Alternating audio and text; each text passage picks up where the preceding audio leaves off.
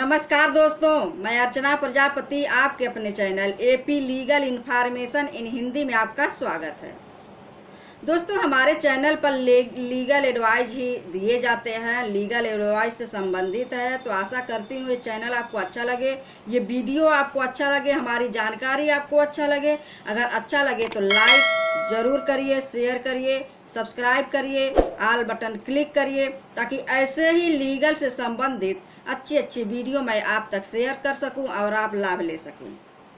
दोस्तों, हमारे चैनल का मुहिम यही है कि लोग जागरूक हों, कानूनी रूप से जागरूक हों, अपने अधिकार को जानें, भ्रष्टाचार क्या है, उससे निवारण क्या है, ये सारी चीज़ें, अपराध क्या है, अपराध का निवारण क्या है, ये सारी चीज़ें हमारे भारत के नागरिक को अति आवश्यक रूप से जानना जरूरी होता है। तो आज का टॉपिक मेरा इसी पर है कि 10 ऐसे कानूनी अधिकार हम आज बात करेंगे आपसे, जो हर भारतीय नागरिक को प्राप्त होनी चाहिए आवश्यक रूप से, और हर भारतीय नागरिक को आवश्यक रूप से पता होनी चाहिए।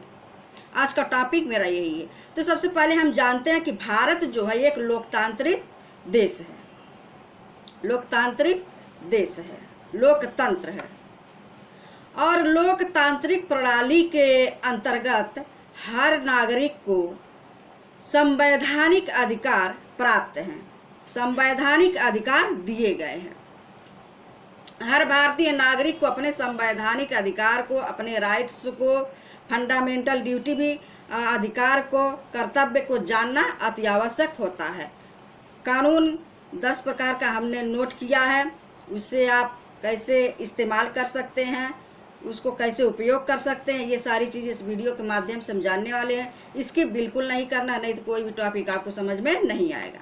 दोस्तों, तो सब नागरिक को, सारे नागरिक को, हमारे भारतवासी को जानना अति आवश्यक। ये 10 अधिकार कौन कौन से हैं, जिसको हर क्षेत्र में हमको परेशानियों का सामना करना होता है, जैसे शिक्षा में भ्रष्टाचार और धोखाधड़ी, रिश्वतखोरी, घूसखोरी आदि अनेक प्रकार से हमें प्रताड़ना मिलती है, हमें सहन करना पड़ता है उनके गलतियों को। इसका कारण क्या है कि हम अपने अधिकार को नहीं जानते हैं।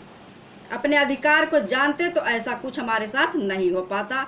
तो जो अधिकार नहीं जानते हैं, मैं उनके लिए ये वीडियो तैयार करती हूँ।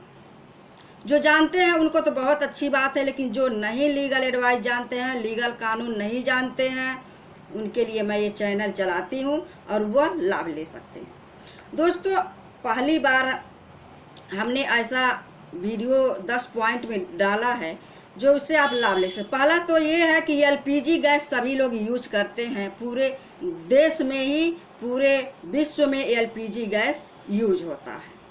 तो एलपीजी गैस जो होता है, उसका कनेक्शन जब आप लेते हैं तो उसी के साथ जो है 40 लाख तक का क्लेम होता है, बीमा होता है। अगर आपका सिलेंडर, गैस सिलेंडर जो है विस्फोट कर जाता है, उसमें आपका क्षति होता है, उसमें आप मृत कारित हो जाते हैं, तो वहाँ आप 40 लाख का क्लेम कंपनी पर कर सकते हैं। दूसरा पॉइंट हमने लिया है कि अगर आप किसी कंपनी द्वारा भेंट किए हुए तोहफे को स्वीकार करते हैं, तो आप पर कोई भी क्या कर सकता है, रिश्वत के जुर्म में आप पर शिकायत दर्ज करवा सकता है कंपनी में। कोई भी कंपनी में अब इस तरह से नहीं है कि आपको कोई तोहफा दे, अगर आप स्वीकार करते हैं तो वहाँ कोई एक्शन भी ले सकता है कि आप रिश्वत ले रहे हैं, मुकदमा चला सकता है। और आजकल कंपनी में लोगों को तोहफे भेजने की परंपरा बनती जा रही है। कंपनी में जो होता है, बहुत लोग तोहफे भेजते रहते हैं, लेकिन इसके तहत आप किसी कंपनी से तोहफा लेते हैं और अगर किसी को इसका आपत्ति होता है तो उसको रिश्वत समझा जाएगा और आप पर कानूनी कार्रवाई हो सकती है। तीसरा पॉइंट हमने लिया है कि किसी भी महिला को पुलिस गिरफ्तार करके नहीं ले जा सकती है। एक महिला को अगर गिरफ्तार कोई करता है तो एक महिला के द्वारा ही गिरफ्तारी होगी, महिला को अगर कोई गिरफ्तार करता है तो शाम 6 बजे के बाद से और सुबह 6 बजे के पहले उसको कोई गिरफ्तार नहीं कर सकता है। अब आइए जानते चौथा पॉइंट क्या है। चौथा पॉइंट यह है, भारत में अगर ट्रैफिक नियमों का उल्लंघन करने के वजह से अगर आपका एक बार चालान जुर्माना कट गया है, आप पर पूरे दिन क्या होता है, पुलिस अधिकारी जुर्माना नहीं लगा सकती। अगर एक बार आपका चालान कट गया है, ट्रैफिक नियमों का आपने उल्लंघन किया है, उसके बाद आप दिन भर दौड़ते रहिए, आते रहिए, जाते रहिए बिना हेलमेट का, पुलिस आपका पुनः दोबारा जुर्माना नहीं काट सकती है। ट्रैफिक नियम का पालन जो आपने उल्लंघन किया है, दिन भर आइए जाइए, कोई भी आपको शुल्क नहीं देना होगा, एक बार सिर्फ आपको जुर्माना देना होगा। अब आइए जानते हैं पांचवा क्या है। पांचवा पॉइंट हमने लिया है कि वर्ष 1956 के तहत सॉरी हिंदू दत्तक अधिकार के अनुसार आप अगर हिंदू धर्म के हैं, आपके पास एक बच्चा है, तो आप कोई भी बच्चा गोद नहीं ले सकते हैं। अगर आपके पास कोई बच्चा नहीं है तो आप गोद ले सकते हैं, लेकिन उसमें शर्त क्या होनी चाहिए, गोद लेते वक्त आपके और आपके बच्चे की उम्र का 21 वर्ष 21 ईयर्स का फासला होना चाहिए। 21 वर्ष का अंतर बच्चे में और आपके उम्र में होना चाहिए। तो दोस्तों, अगर आपके पास कोई बच्चा नहीं है तो आप बच्चा तो गोद ले सकते हैं, तो उसमें सबसे महत्वपूर्ण बात है कि 21 साल का उसमें आपको उम्र का डिफरेंट होना चाहिए। सातवां पॉइंट हमने लिया है कि पुलिस FIR लिखने से मना नहीं कर सकती है। ऐसा करने पर उन्हें 6 महीने से 1 साल तक का सजा हो सकती है। पुलिस कभी भी आपका FIR अगर लिखवाने जाते हैं तो मना नहीं कर सकती है। आठवां क्या है, एक पुलिस अधिकारी जो होता है हमेशा ड्यूटी में ही रहता है।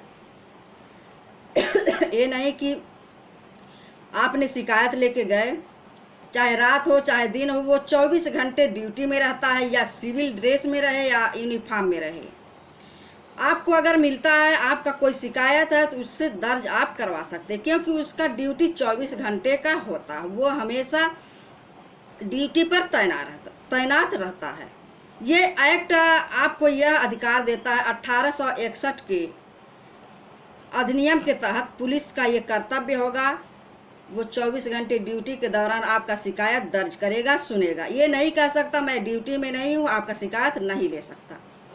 9 पॉइंट हमने लिया है, कोई भी आपका ऑफिस, जिस ऑफिस में आप काम करते हैं, आपको सैलरी नहीं देता है तो आप उसके खिलाफ कार्रवाई कर सकते हैं।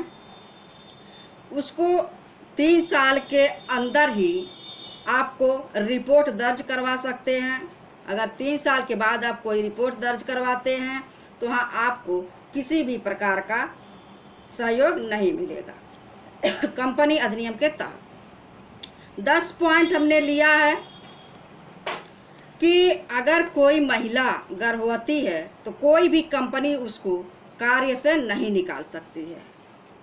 उसको क्या है, उसको कोई भी काम से नहीं निकाल सकता है, वो रिपोर्ट दर्ज करवा सकती है। मैटरनिटी का उसको वो अधिकार दिए गए हैं। तो ये हमारे 10 पॉइंट थे जो हर भारतीय को जानना अति आवश्यक रूप से पता होना चाहिए। तो ये जानकारी आपको कैसा लगा हमें कमेंट बॉक्स में ज़रूर बताइएगा, हमें इंतज़ार रहेगा। तब तक के लिए नेक्स्ट वीडियो का इंतज़ार करिए। जय हिंद।